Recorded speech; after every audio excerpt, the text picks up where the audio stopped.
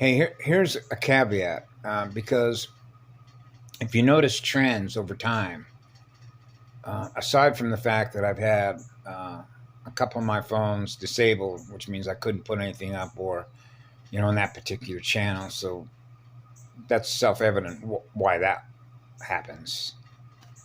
Okay. And then there's sort of a flip side to that, which is sort of like how I experience being me, which most of the time I'm out having fun, which means I'm using all of my energy, which is the amount of intense fire that I have because of how much love I have in my heart that goes on forever.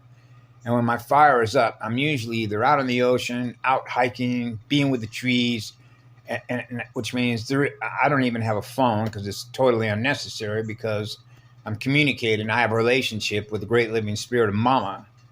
Okay, her soul, her essence. When I'm in nature, and when I'm in everything that is in nature, then my energy is flowing through it, and it's flowing through me, and we're playing music, tuned into nature. So that's my normal environment, is to play music with a goddess. That's what I do.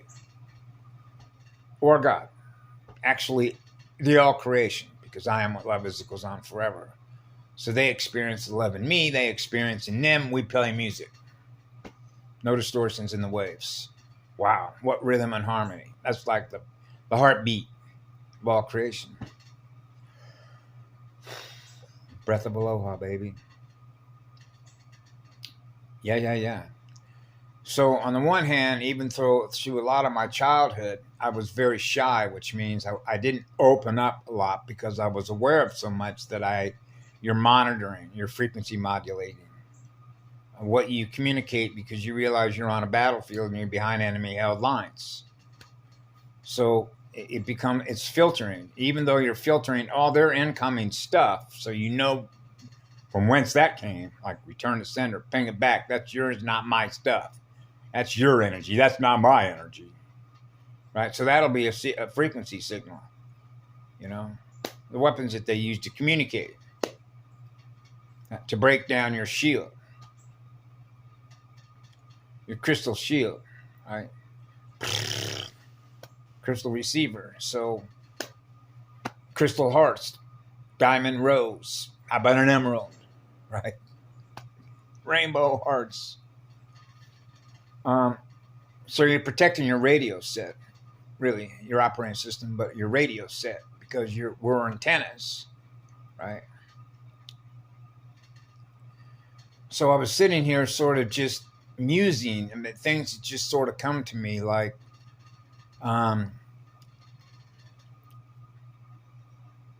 why, I should have thrown this phone away a long time ago, but I do realize I am driven, particularly ever since when I was at La Hoi Hoi, and I realized I was vibrating so fast. It was like, goodbye. And then slowing myself down, and then realizing because of other things I was experiencing, okay, in the future, if you will, things it's just like, why didn't I just leave so I don't have to experience this? Well, then that would be the same analogy, if you will, when I was a small child, and I was around 8 years of age, and I looked up and I said, I don't want to do this.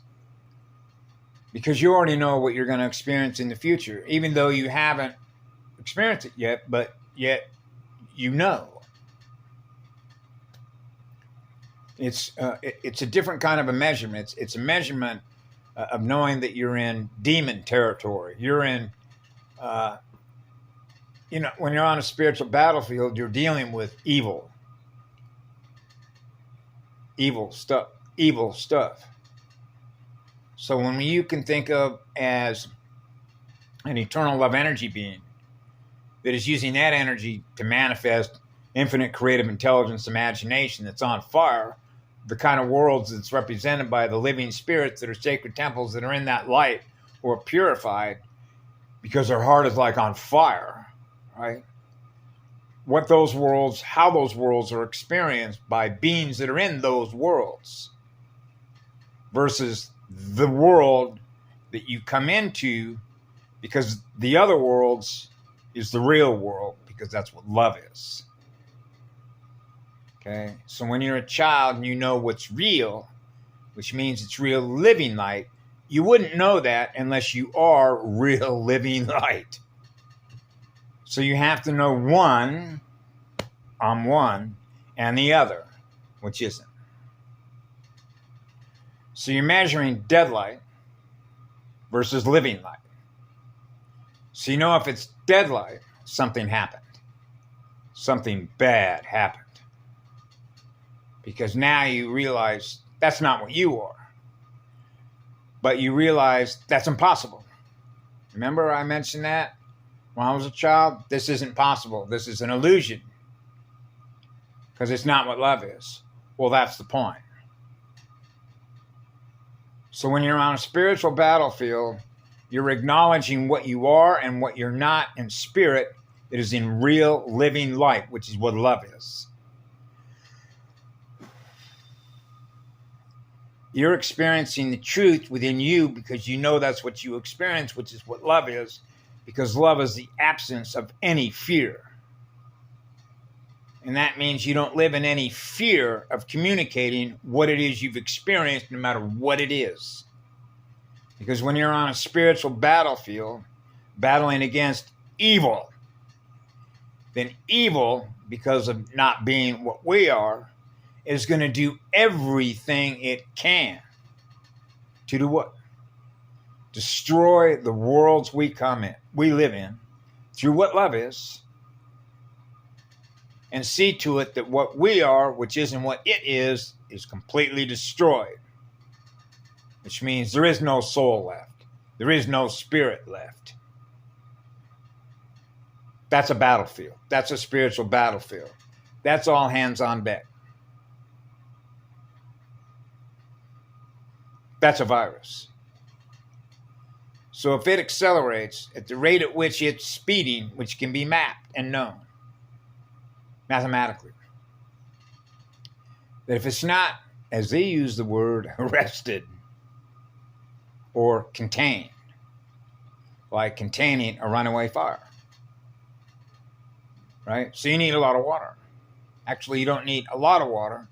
It depends on how much the volume, if you will, is getting turned up and the heat is going up and it's like a wildfire out of control and eating up everything that is in a home,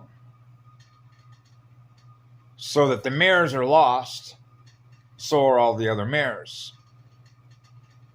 So that the level of damage is horrific.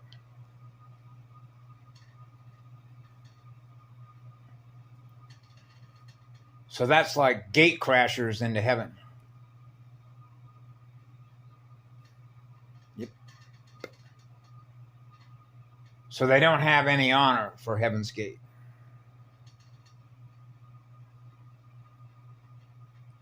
So you know that spirit that's fallen.